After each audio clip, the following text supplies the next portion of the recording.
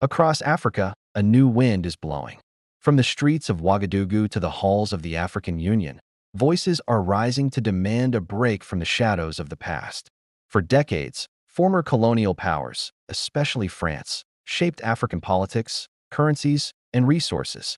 But now a new generation of leaders is speaking with fearless conviction. Among them stands Captain Ibrahim Traoré of Burkina Faso, one of the youngest presidents in the world. His words have ignited debate far beyond the Sahel, a call for Africa to finally stand tall, independent of every foreign master. At the same time, Russia's President Vladimir Putin has emphasized a global order where nations, especially those in the global south, decide their own paths. When these two leaders speak of Africa's suffering, many hear echoes of history, of exploitation, and of hope. This is Iazicho Africa, and today we explore how their message resonates across a continent ready to reclaim its destiny. To understand today's anger, we must travel back to the 19th century. In 1884, European powers gathered at the Berlin Conference to divide Africa like a pie. France walked away with vast territories, from Senegal and Mali to Niger, Chad, and Congo-Brazzaville. Under French rule, colonies were built to serve France's economy. Roads led from mines to ports, not between African cities. Local industries were discouraged so that raw materials would flow to Europe while finished goods flowed back at high prices. Even when independence came in the 1960s, Paris designed mechanisms to maintain control, known as Francafrique. African presidents who aligned with France received loans, aid, and protection. Those who resisted often faced coups, isolation, or worse. One of the most controversial legacies was the CFA franc, a currency linked to the French treasury. Supporters said it guaranteed stability. Critics called it a colonial chain. For many Africans, the CFA symbolized how independence could exist on paper while dependence lived on in practice. Whenever an African leader tried to steer his nation toward genuine autonomy, turmoil seemed to follow. In Burkina Faso, Thomas Sankara rose in 1983 preaching self-reliance, gender equality, and anti-corruption. He changed the country's name from Upper Volta to Burkina Faso, the land of upright people, and refused to bow to either East or West. But Sankara's revolution lasted only 4 years. He was assassinated in 1987 in a coup that returned the nation to France-friendly policies. His dream survived, whispered in classrooms and street markets. One day, Africa will finish what Sankara began. Across the region, instability was often linked, rightly or wrongly, to external interference. French troops intervened in Mali, Chad, and the Central African Republic, arguing they were fighting terrorism. Yet critics asked, why does terror persist decade after decade if foreign armies never leave? Fast forward to the 2020s. Africa is younger than ever. 70% of its people are under 30. This youth no longer accepts inherited narratives. On social media, in songs, and in protests, they question why French companies still control African uranium and why their languages, currencies, and even schoolbooks remain European in structure. Movements like #StopFrancafrique and #EndNeocolonialism gather millions of voices online. Universities discuss economic decolonization.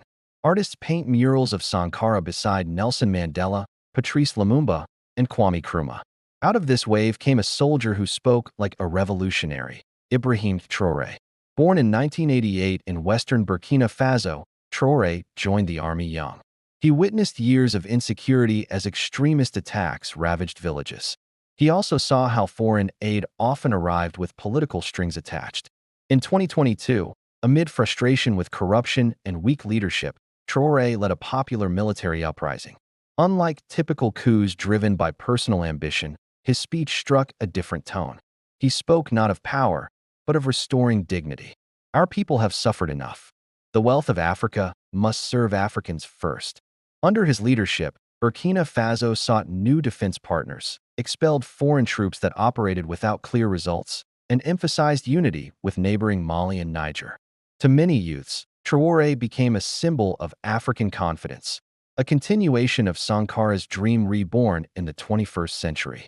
At the same time, Russia intensified outreach to Africa through summits, education programs, and security cooperation. Moscow's message differed from the old colonial script. No political conditions, mutual respect, trade not charity. President Putin told African leaders, "Our partnership is based on equality. We did not colonize Africa. We will work together for security and development." This resonated deeply in nations weary of Western lectures about democracy while struggling with the remnants of colonial economies. Russia offered grain deals, military training, and infrastructure projects. In return, it sought diplomatic support and market access. Skeptics warned that Russia, too, has interests to protect. But many Africans argued that diversifying partnerships is healthier than depending on a single former colonizer. Ibrahim Traoré and Vladimir Putin publicly criticized lingering colonial influence. Global media took notice.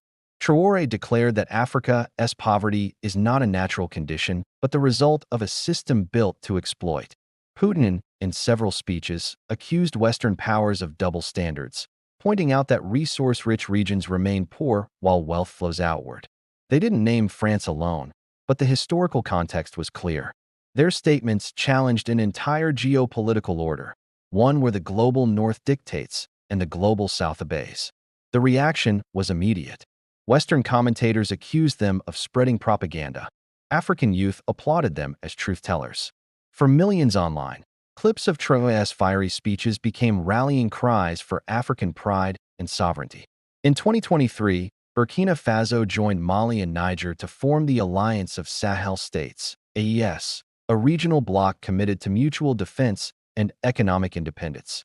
They expelled foreign troops, coordinated regional security, and began planning shared infrastructure.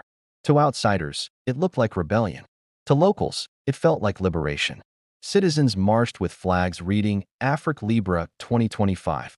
Songs celebrated Traoré, Assimi Goïta of Mali, and Abdourahmane Tiani of Niger as the triad of freedom. France, meanwhile, announced troop withdrawals and re-evaluated its Sahel strategy. The once unquestioned presence of French bases was being replaced by African coalitions and bilateral deals with nations from Asia, the Middle East, and Eastern Europe. As influence shifts, global media narratives intensify. Some Western outlets portray the Sahel movements as authoritarian or manipulated by Moscow. African commentators respond that such framing ignores decades of inequality and disrespect. Information warfare now plays out online. Western think tanks warn of Russian disinformation, while African activists share old photos of French companies mining uranium in Niger. The truth lies between extremes. Each side defends its interests, but the result is undeniable. Africa's voice is louder than ever. The debate over France's legacy is not just about one nation. It's about the future of Africa's development model. Will African countries continue exporting raw materials while importing finished goods? Will external lenders dictate budgets? Or will the continent invest in its own industries, education, and technology? Across universities in Dakar, Lagos, and Nairobi, economists and historians propose new frameworks. African development banks independent of Western conditions, Pan-African digital currencies, continental free trade zones, and homegrown defense industries. Leaders like Traoré argue that freedom requires not only political courage, but economic transformation. And partners such as Russia, China, India, and Turkey are increasingly part of that conversation, offering alternatives to the Western monopoly. History is not destiny. The story of Africa has too often been written by others, colonial officers, foreign journalists, and distant economists. Now, Africans are holding the pen themselves. Putin's and Traoré's words resonate because they tap into a universal hunger for dignity. Whether one agrees or disagrees with their politics, the message is clear. The time when Africa could be treated as a playground for external powers is ending. France faces a historic choice: adapt to a partnership of equals or watch influence fade. Russia and others must also prove that their promises of respect are genuine, not another form of dominance. For Africans, the greatest responsibility lies within: unity, accountability, and belief in their own strength. From the classrooms of Accra to the farmlands of Burkina Faso, from the oil fields of Nigeria to the copper mines of Zambia, a new generation is whispering the same words. Africa will rise on its own terms. And that, more than any speech or summit, is what truly exposes the past and defines the future. This has been Iazicho Africa, bringing you the stories that shape our continent's destiny. If this story moved you, share it, discuss it, and remember, truth is power, and Africa's truth belongs to Africans. The revolution belongs to the people, and no power on earth can stop a people who have decided to be free.